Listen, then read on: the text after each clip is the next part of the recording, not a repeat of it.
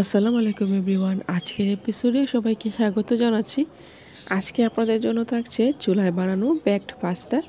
আমরা সবসময়ই ওভেনে বানিয়ে থাকি, কিন্তু যাদের ওভেন নেই আমরা কি করব, তার জন্য আমি আজকে খুব সহজে আপনাদেরকে চুলায় বানিয়ে দেখাবো বেকড পাস্তা।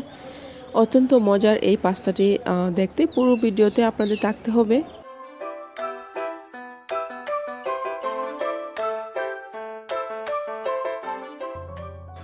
প্রথমেই আমি এখানে পরিমাণ মতো পাস্তা নিয়ে নিয়েছি। আপনারা যে কোনো সাইজের পাস্তা নিতে পারেন। আমি এখানে এই ধরনের পাস্তাটা নিয়েছি। আমার কাছে যা ছিল তাই দিয়ে আপনাদেরকে দেখাচ্ছি। যে কোনো সাইজের যে কোনো পরিমাপে আপনারা এই পাস্তাটা নিতে পারেন।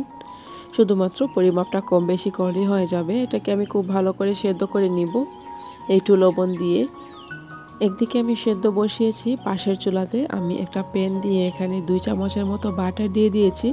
আর এইটা অবশ্যই বাটার দিয়ে করতে হবে, আর তা না হলে ঘি দিয়ে করতে হবে, তাহলেই এর টেস্টটা সম্পূর্ণরূপে আসবে। তারপর আমি এখানে রসুন কুচি দিয়ে দিয়েছি। রসুন কুচি দিয়ে আমি সামান্য নেড়ে ছেড়ে এখানে মুরগির বুকের মাংসটা পিস পিস করে দিয়ে দিয়েছি ছোটো ছোটো করে।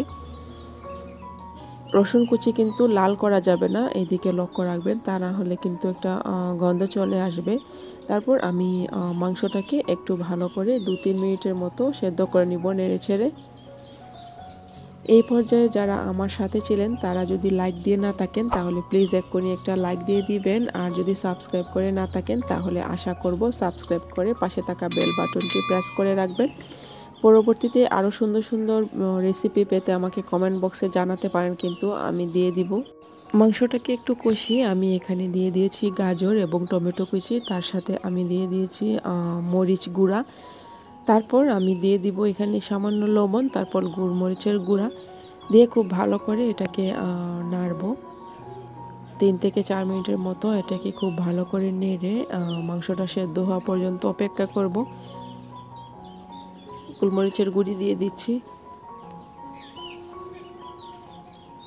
খুব ভালো করে এটাকে নেড়ে আমি নামিয়ে নেব।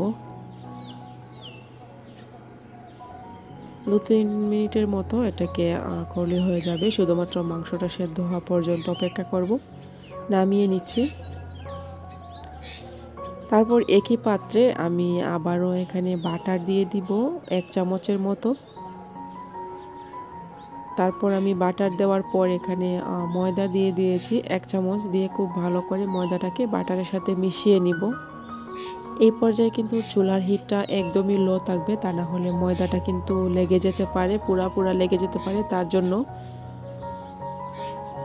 আমার ময়দাটা ভাজা হয়ে গিয়েছে। এখন আমি এখানে দুধ মিশিয়ে দিব, লিকুইড দুধ। আপনারা যে কোনো ধরনের লিকুইড দুধই ব্যবহার করতে পারেন। আমি এখানে গরুর দুধটা ব্যবহার করেছি।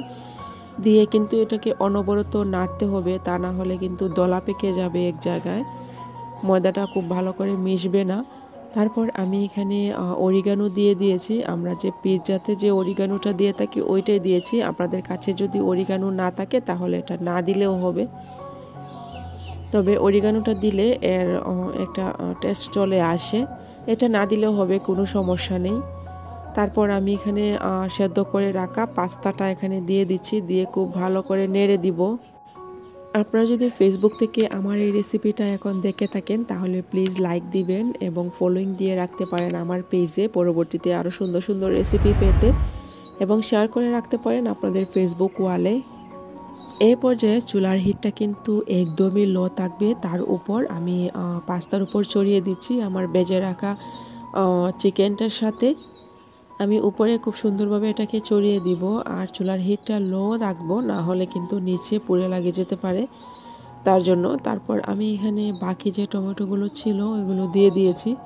তারপর আমি এখানে চিজ দিয়ে দিব। আমি চিজটা আগে গ্রেট করে রেখে দিয়েছি।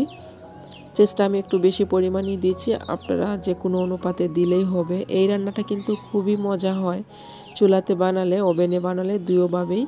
তারপর এটাকে আমি একদমই লো হিটে 15 মিনিটের জন্য রেখে দিব, যতক্ষণ না চিজটা গলে যায় আর কি।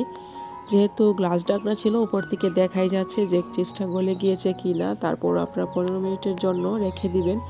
দেখুন খুব সুন্দরভাবে হয়ে গিয়েছে, এবং আপনারা কিন্তু এটা খুব সহজেই রমজানে বাসায় ট্রাই করতে পারেন। রমজানে ইফতারের জন্য বেস্ট একটা ইফতার এটা। আর এটা কিন্তু খুবই স্বাস্থ্যসম্মত আর বানানোও সহজ। তার জন্যই বললাম যে খুব সহজে আপনারা ইফতারিতে এটা পরিবেশন করতে পারেন, খুব তাড়াতাড়ি হয়ে যায়, তেমন কোনো ঝামেলা নেই। তার জন্য আমি দেখিয়ে দিলাম আপনাদেরকে। যদি এতটুকুও ভালো লেগে থাকে, আবারও বলছি প্লিজ একটা লাইক দিয়ে ভিডিওটা কন্টিনিউ করবেন। আপনারা কিন্তু আমার রেসিপি দেখেন ঠিকই, কিন্তু লাইকটা দিতে ভুলে যান। প্লিজ লাইকটা দিয়ে আমার ভিডিওটা কন্টিনিউ করবেন। তারপর আমি উপরে সসটা ছড়িয়ে দিব। সসটা ছাড়া আসলে অসম্পূর্ণ। আমি আগে সসটা দেইনি, আগেও দিতে পারেন পাস্তা রান্নায়, পরবর্তীতেও দিতে পারেন। পরবর্তী রেসিপি দেখার আমন্ত্রণ জানিয়ে আমি আজকে বিদায় নিব। আসসালামু আলাইকুম, সবাই ভালো থাকবেন।